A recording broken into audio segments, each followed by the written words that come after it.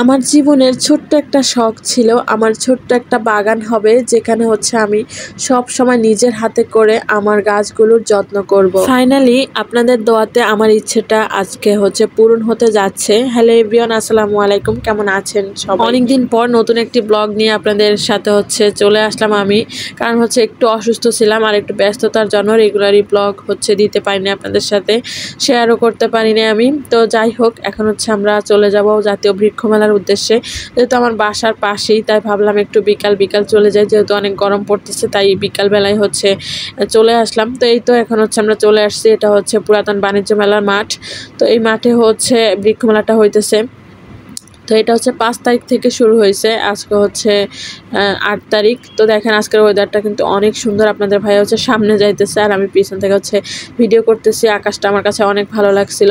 তো এই তো এটা হচ্ছে জাতীয় বৃক্ষ মেলার যে গেটটা করছে, ওই গেটটা হচ্ছে এখান দিয়ে হচ্ছে প্রবেশ করা লাগে। এইখানে কোনো টিকিট কাটতে হয় না, সবাই হচ্ছে এখানে ঢুকতে পারবে। তো আমরা হচ্ছে ঢুকে পড়লাম। তো অনেকেই জিজ্ঞাসা করবেন এটা লোকেশনটা কোথায়। এটা হচ্ছে ঢাকা আগারগাঁও। তো এখানে হচ্ছে এটা পুরাতন বাণিজ্য মেলার মাঠ বললেই হচ্ছে, সিএনজিওয়ালা বা রিক্সাওয়ালা যেখানেই বলেন আপনারা হচ্ছে আসতে পারবেন। তো যাই হোক, এখন হচ্ছে আমরা এই যে একটা একটা করে হচ্ছে দেখতেছি স্টলগুলা। তো এখানে হচ্ছে আউটডোর গাছও আছে, ইনডোর গাছও আছে। তো ইনডোর গাছগুলো হচ্ছে ভিতরে আর আউটডোর গাছগুলো হচ্ছে বাহিরে দিচ্ছে ওরা স্টলগুলা। আমাদের মানসিক শান্তির জন্য হলেও আমাদের সবার বাসায় অন্তত কিছু গাছ লাগানো উচিত। আমার ঘরে যতটুকু জায়গা আছে, মানে বারান্দা বলতে পারেন বা ইনডোর গাছ বলতে পারেন, অতটুকু অনুযায়ী হচ্ছে আমি যদি কিছু গাছ লাগাই তাহলে আমার মন মানসিকতা অনেক ভালো থাকবে। গাছের যত্ন করতে করতে আমার পুরো দিন চলে যাবে। তো যাই হোক, এখন হচ্ছে আমরা একটা ইনডোর গাছের স্টলে চলে আসছি। এখানে হচ্ছে ইনডোর আবার আউটডোর গাছও আছে। তো আমি যেহেতু এখন ইনডোর গাছটা নিব না, তাই আউটডোর গাছগুলোই দেখতেছি। দেন হচ্ছে এখানে দেখতেছি অনেক বড় বড় কতগুলো আম। তো যেহেতু এখন হচ্ছে আমাদের জায়গা নাই, সীমিত জায়গা, এখন আর আম গাছ নিতে পারবো না। ইনশাল্লাহ আল্লাহ যদি একদিন সামর্থ্য দেয়, নিজেদের বাসা বাড়ি হলে দেন আম গাছ নিব। এখানে দেখতেছি লাল আর গোলাপি কাঁঠাল। তো ওগুলাকে হচ্ছে একটু ক্যামেরা বন্দি করে নিলাম। আমি আসলে একটু ব্যস্ততার জন্য অনেকদিন হচ্ছে ব্লগ আপলোড করি নাই। তো বলতে বলতে হচ্ছে বাসায় চলে আসলাম। তো আমি হচ্ছে কিছু গাছ নিয়ে আসছি, অতটা বেশি নেই। আমি ভাবছি আরেকবার যাব, তাই হচ্ছে অল্প গাছ নিয়ে আসছি। এখানে হচ্ছে আমি বেলি গাছ আনলাম, দেন হচ্ছে একটা গোলাপ গাছ আনলাম, লাল গোলাপ, আর হচ্ছে একটা নয়নতারা গাছ আনলাম। এখানে হচ্ছে মানি প্লান্ট গাছ, দেন হচ্ছে একটা অপরাজিতা গাছ আনলাম। দেন সকালবেলায় দেখেন আমার একদিনে হচ্ছে গাছে মানে লুকটা একদম চেঞ্জ হয়ে গেছে, দেখে হচ্ছে আমার অনেক ভালো লাগছে।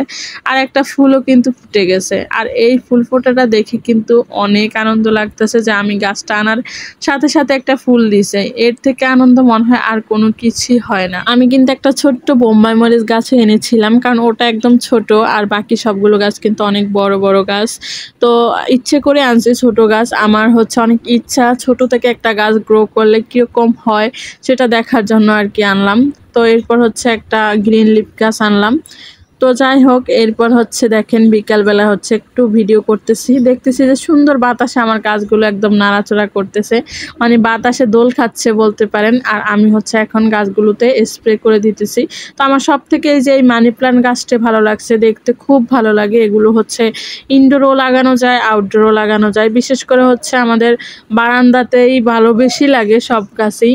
তো যাই হোক, এখন হচ্ছে আমি এখানে যে স্প্রেটা দিতেছি এটা হচ্ছে চাল আর ডাল দেওয়ার পানি। তো বিকাল হচ্ছে আমি দেখেন একদম সুন্দর একটা ভিউ দেখার জন্য হচ্ছে আপনাদের সাথে শেয়ার করব ভেবে এই ভিডিওটা করছি। আমি স্প্রে করার পর হচ্ছে প্রায় 2 ঘন্টা পর দেন হচ্ছে এখানে দেখেন আপনাদের সাথে শেয়ার করতেছি আমার সবগুলো গাছ।